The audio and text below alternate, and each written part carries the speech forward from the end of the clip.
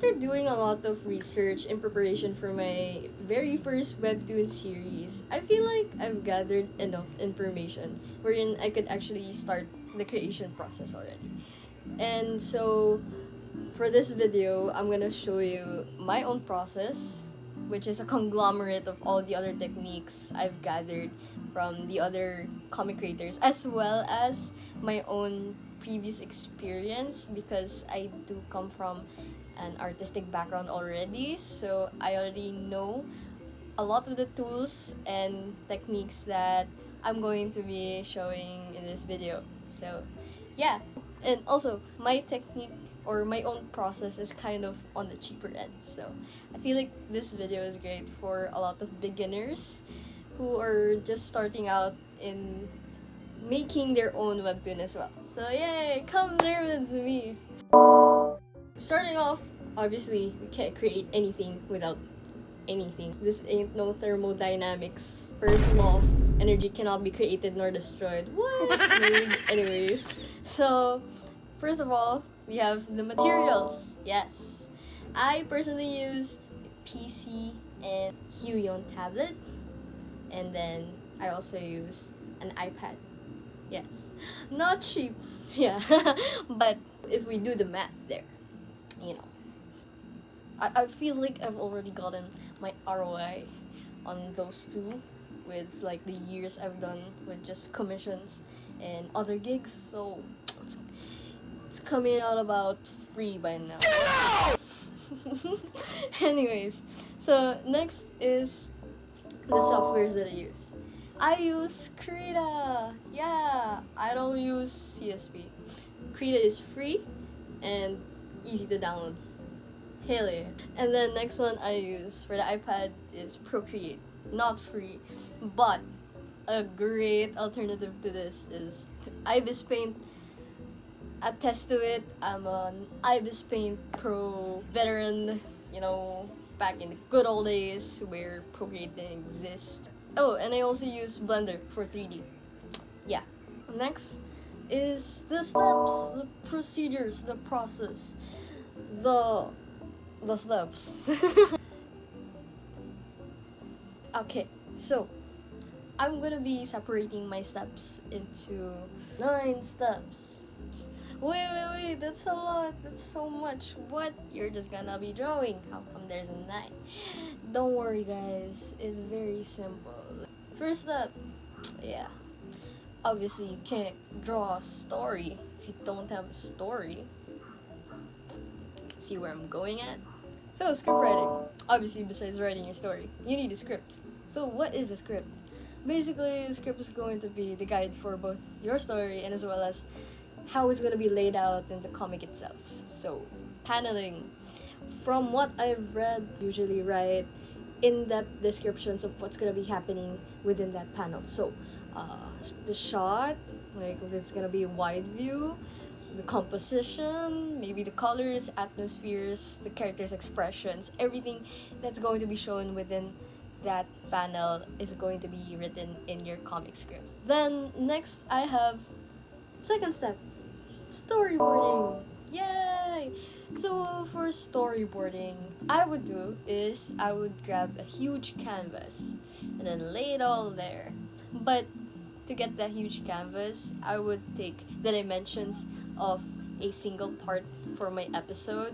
So it's going to be 800 by 10,000, and then multiply the 800, the width, to how many parts I believe that episode is going to have. So one episode is going to take 5 to 7 parts. Then I'll multiply it by that number, expand the canvas to that much, and then boom, that's my big canvas. And then I'll separate it to how many parts I multiplied it by, draw whatever's going to happen within those parts, and if ever I need more space than that, I just go ahead and expand it with generally just rescale the canvas. Yeah.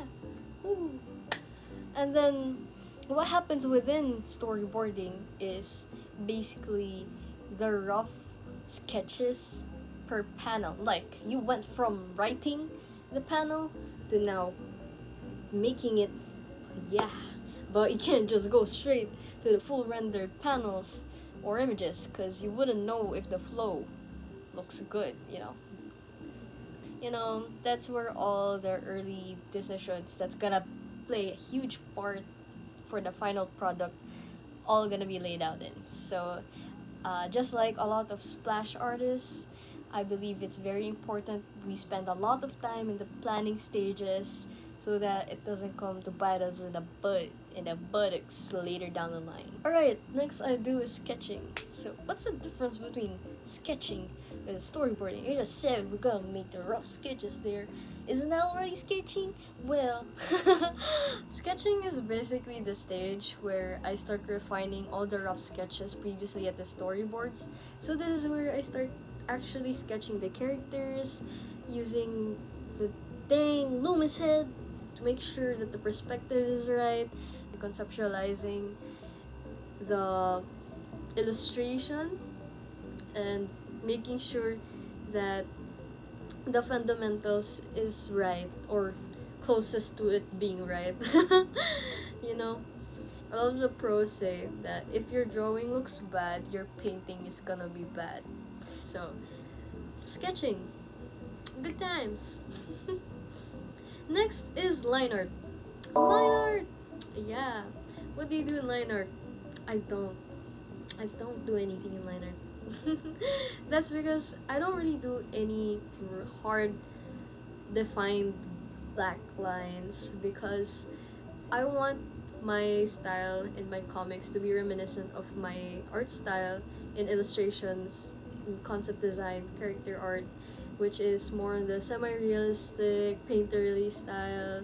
Of course, I don't have enough time to render 40 panels in less than a month, less than 2 weeks, if I want it to be a bi-weekly release.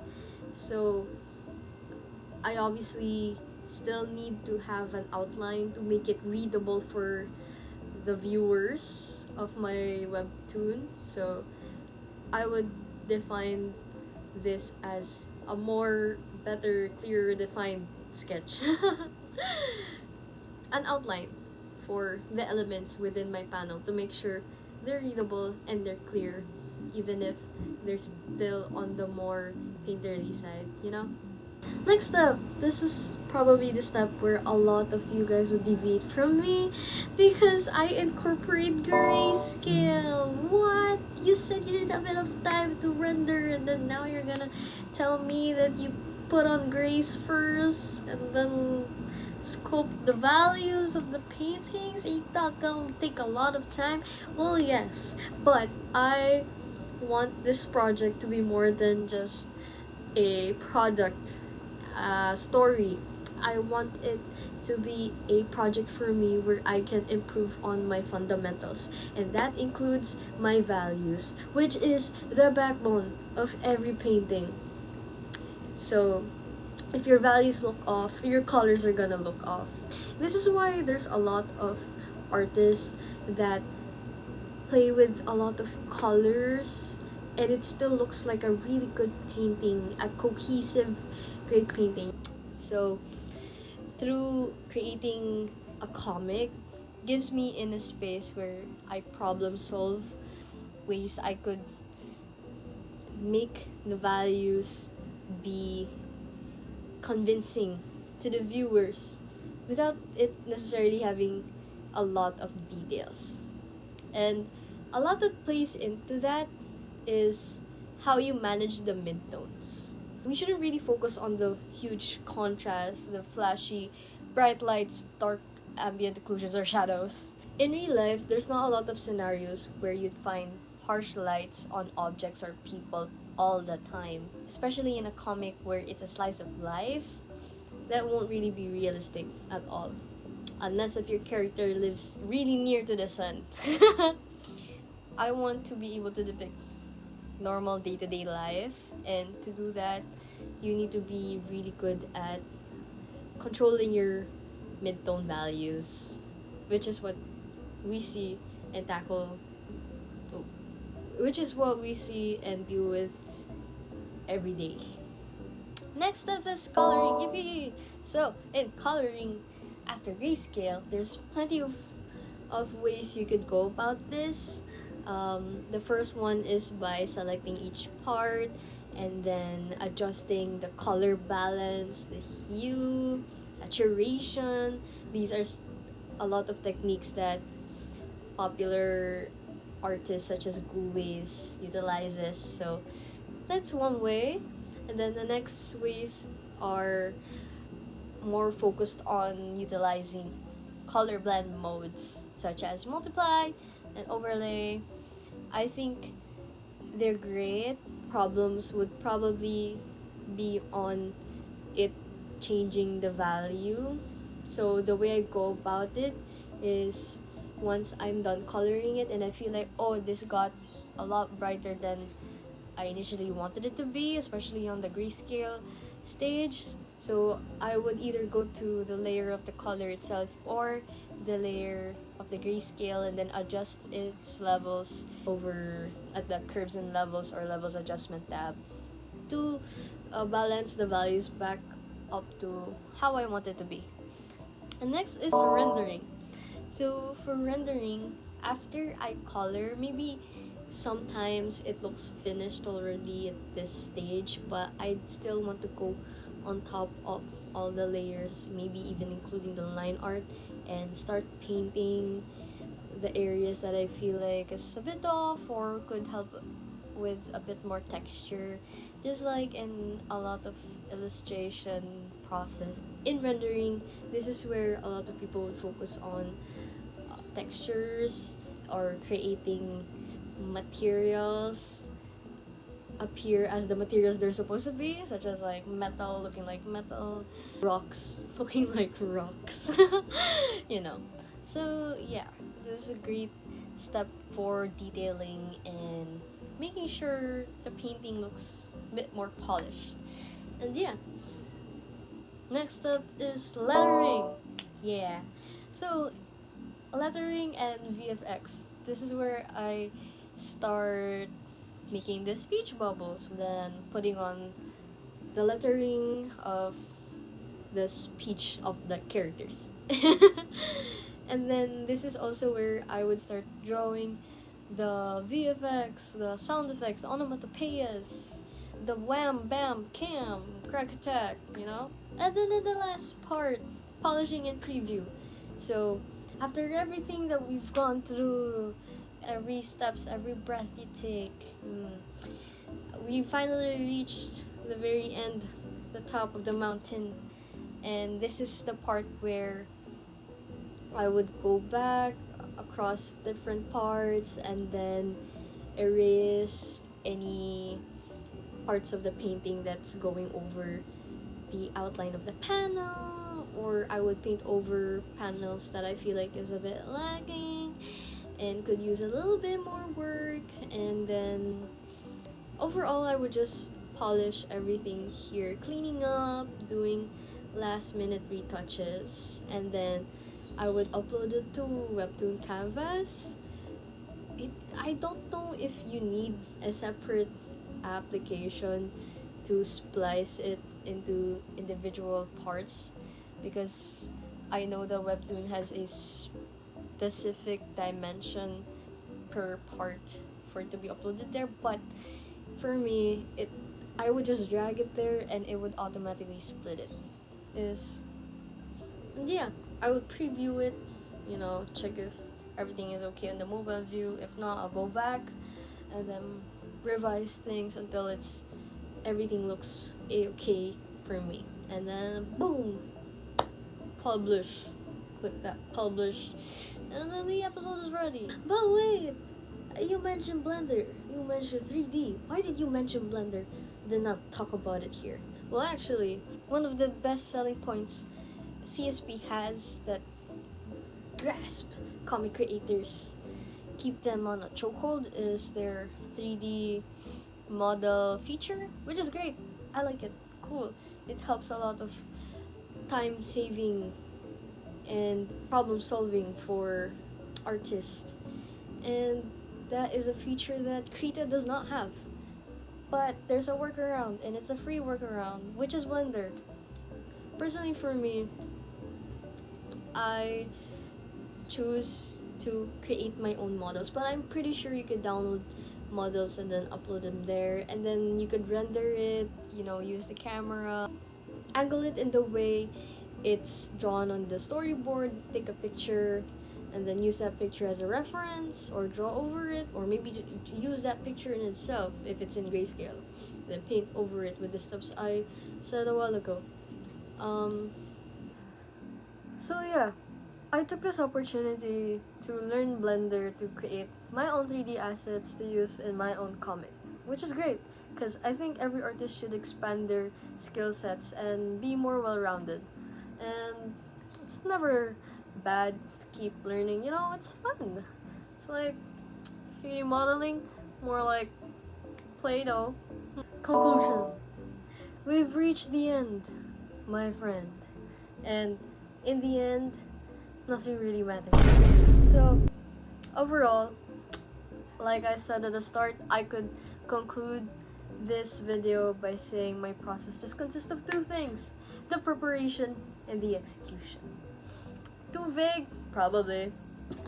So yeah, but before I end this video, if ever you want to follow along my journey or even read my story, I would just like to do a little bit of a shameless plug-in of my story in Webtoons.